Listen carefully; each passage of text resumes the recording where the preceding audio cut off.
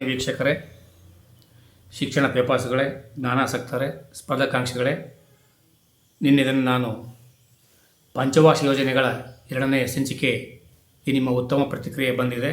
ತುಂಬ ಸಂತೋಷ ಆಗ್ತಾಯಿದೆ. ಈಗ ಮುಂದಿನ ಭಾಗ 11ನೇ ಪಂಚವಾರ್ಷಿಕ ಯೋಜನೆ 2007ರಿಂದ 2012ರ ಅವಧಿಯಲ್ಲಿ ಇದು ಜಾರಿಗೆ ಬಂದಿದ್ದು, ಕ್ಷಿಪ್ರ ಮತ್ತು ದೇಶದ ಒಟ್ಟಾರೆ ಪ್ರಗತಿ ಸಾಧಿಸುವ ಗುರಿ ಇದು ಹೊಂದಿತ್ತು. ಬಡತನ ಕಡಿಮೆಗೊಳಿಸುವುದಾಗಿತ್ತು. ಶಿಕ್ಷಣ ಮತ್ತು ಕೌಶಲ್ಯ ಅಭಿವೃದ್ಧಿ ಮೂಲಕ ಸಬಲೀಕರಣ ಮಾಡುವುದು, ಲಿಂಗ ಅಸಮಾನತೆ ಕಡಿತಗೊಳಿಸುವುದು, ಪರಿಸರ ಸಂರಕ್ಷಣೆ ಮಾಡುವುದು, ನಿರೀಕ್ಷಿಸಿದ್ದ ಬೆಳವಣಿಗೆಯ ದರ 9%, ಸಾಧಿಸಿದ ಬೆಳವಣಿಗೆಯ ದರ 8%. 12ನೇ ಪಂಚವಾರ್ಷಿಕ ಯೋಜನೆ ಇದು 2012ರಿಂದ 2017. ಮನಮೋಹನ್ ಸಿಂಗ್ ಪ್ರಧಾನಮಂತ್ರಿ ಆಗಿದ್ದರು. 2014 ಮೇ 26ರವರೆಗೆ 2014 ಮೇ 26 ನರೇಂದ್ರ ಮೋದಿಯವರು ಪ್ರಧಾನಿಯಾದರು. ಪ್ರಧಾನಿ ಮೋದಿಯವರು ಈ ಯೋಜನಾ ಆಯೋಗವನ್ನು ರದ್ದುಪಡಿಸಿ ಹೊಸ ವ್ಯವಸ್ಥೆ ಬಯಸಿದ್ದು, ಪ್ರಧಾನಮಂತ್ರಿಗಳ ಸಭೆಯನ್ನು ಕರೆದಿದ್ದು, ಬಹುಮತ ಸಿಕ್ಕಿದ್ದರೂ ಒಮ್ಮತ ಮೂಡಲಿಲ್ಲ. ಆದರೆ ಯೋಜನೆಗಳನ್ನು ಕೈಬಿಡಲಾಯಿತು. ಬೆಳವಣಿಗೆ ದರ 8.2%, ಸಾಧಿಸಿದ ಬೆಳವಣಿಗೆ ದರ 8% ಆಯಿತು.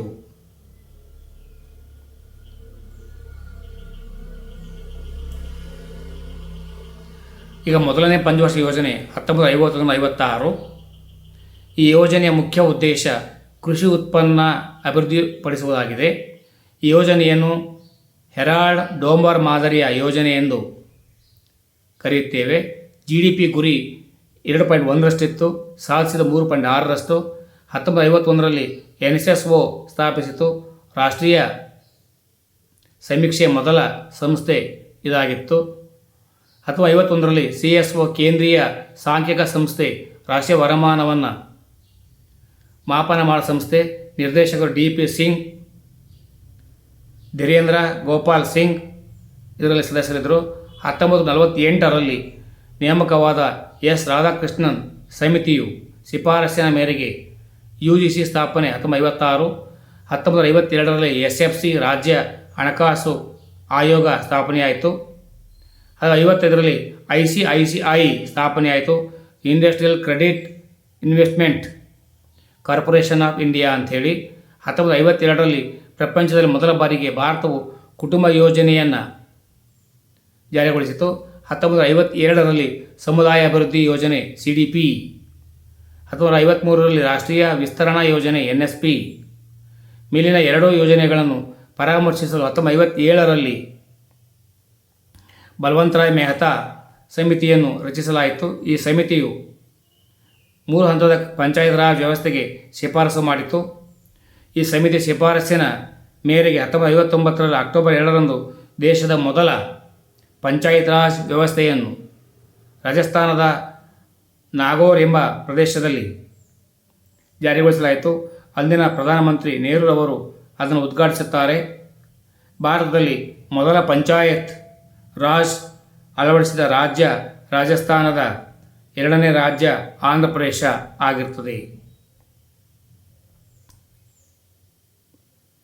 ಕರ್ನಾಟಕ ಮೇ 10, 1993ರಂದು ಪಂಚಾಯತ್ ರಾಜ್ ವ್ಯವಸ್ಥೆಯನ್ನು ಅಳವಡಿಸಿಕೊಂಡಿತು.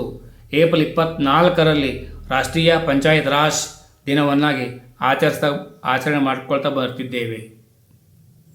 ಈಗ 2ನೇ ಪಂಚವಾರ್ಷಿಕ ಯೋಜನೆ 56ರಿಂದ 61. ಈ ಯೋಜನೆಯನ್ನು PC ಪ್ರಶಾಂತ್ ಚಂದ್ರ ಮೊಹಲ್ನೋಬಿಸ್ ಮಾದರಿಯ ಯೋಜನೆ ಎಂದು ಕರೆಯುತ್ತೇವೆ. ಈ ಯೋಜನೆಯ ಮುಖ್ಯ ಉದ್ದೇಶ ಬೃಹತ್ ಪ್ರಮಾಣದ ಕೈಗಾರಿಕೆಗಳ ಅಭಿವೃದ್ಧಿ. GDP ಗುರಿ 4.5%, ಸಾಧನೆ 4.2% ಆಯಿತು. ಈ ಯೋಜನೆಯಲ್ಲಿ 3 ಬೃಹತ್ ಪ್ರಮಾಣದ ಕಬ್ಬಿಣ ಮತ್ತು ಉಕ್ಕಿನ ಕೈಗಾರಿಕೆಗಳನ್ನು ಸ್ಥಾಪಿಸಲಾಯಿತು. ಪಶ್ಚಿಮ ಬಂಗಾಳದ ದುರ್ಗಾಪುರದಲ್ಲಿ, ಇಂಗ್ಲೆಂಡ್ ದೇಶದ ಸಹಯೋಗದೊಂದಿಗೆ, ಒರಿಸ್ಸಾದ ರೂರ್ಕೆಲಾ, ಪಶ್ಚಿಮ ಜರ್ಮನಿಯ ಸಹಯೋಗದೊಂದಿಗೆ, ಛತ್ತೀಸ್ಗಢದ ಭಿಲಾಯ್, ರಷ್ಯಾ ದೇಶದ ಸಹಯೋಗದೊಂದಿಗೆ 3 ಕಬ್ಬಿಣ ಮತ್ತು ಉಕ್ಕಿನ ಕಾರ್ಖಾನೆಗಳನ್ನು ಭಾರತ ದೇಶದಲ್ಲಿ ಸ್ಥಾಪನೆ ಮಾಡಲಾಯಿತು. ಇದು 10ನೇ ಕ್ಲಾಸಿಗೆ 9ನೇ ಕ್ಲಾಸ್ನಲ್ಲಿ ಬಂದು ಹೋಗಿರ್ತಕ್ಕಂಥ ವಿಷಯ, ಪಠ್ಯವಸ್ತು. ಇದು ವಿಸ್ತೃತ ವಿಷಯ. ಸ್ವತಂತ್ರ ಪೂರ್ವ ಭಾರತದಲ್ಲಿ ಪ್ರಮುಖ 3 ಕಬ್ಬಿಣ ಮತ್ತು ಉಕ್ಕಿನ ಕೈಗಾರಿಕೆಗಳನ್ನು ಪ್ರಾರಂಭಿಸಿದರು. 1907ರಲ್ಲಿ ಟಿಸ್ಕೋ, 23ರಲ್ಲಿ ವಿಸ್ಕೋ. ಟಿಸ್ಕೋ ನಿಮಗೆ ಗೊತ್ತಿದೆ, Tata iron and steel company. VISCO ಅಂದರೆ Visvesvaraya iron and steel company. 1958ರಲ್ಲಿ NAFED, ನೆಫೆದ್ ಅಂತ ಕರಿಬೋದು, national agricultural cooperative marketing federation ಅಂತೇಳಿ. ಈ ಸಂಸ್ಥೆ ಕೃಷಿ ಉತ್ಪನ್ನಗಳಿಗೆ ಮಾರಾಟ ವ್ಯವಸ್ಥೆಯನ್ನು ಕಲ್ಪಿಸಿಕೊಡುತ್ತದೆ. 3ನೇ ಪಂಚವಾರ್ಷಿಕ ಯೋಜನೆಯನ್ನು ಸಾರಿಗೆ ಮತ್ತು ಸಂಪರ್ಕ ಯೋಜನೆ ಎಂದು ಕರೆಯುತ್ತೇವೆ. 1957ರಲ್ಲಿ ಫೇಟ್ ಅಂದರೆ ಫಂಡಮೆಂಟಲ್ ರಿಸರ್ಚ್ ಇನ್ಸ್ಟಿಟ್ಯೂಟ್ ಸ್ಥಾಪನೆ ಆಯಿತು. ಇದರ ಕೇಂದ್ರ ಕಚೇರಿ Mumbai. TATE research institute of science Bengaluru.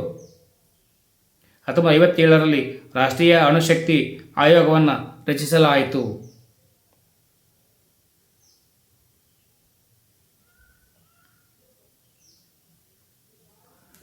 ನಾಳಿನ ದಿನಗಳಲ್ಲಿ ಇದರ ಮುಂದಿನ ವಿಷಯಗಳನ್ನು ತಿಳಿಸಲಿಕ್ಕೆ ಪ್ರಯತ್ನ ಮಾಡ್ತೇನೆ.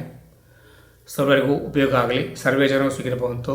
ಜೈ ಹಿಂದ್, ಜೈ ಕರ್ನಾಟಕ, ಜೈ ಭಾರತ್ ಮಾತೆ, ಜೈ ಭುವನೇಶ್ವರಿ.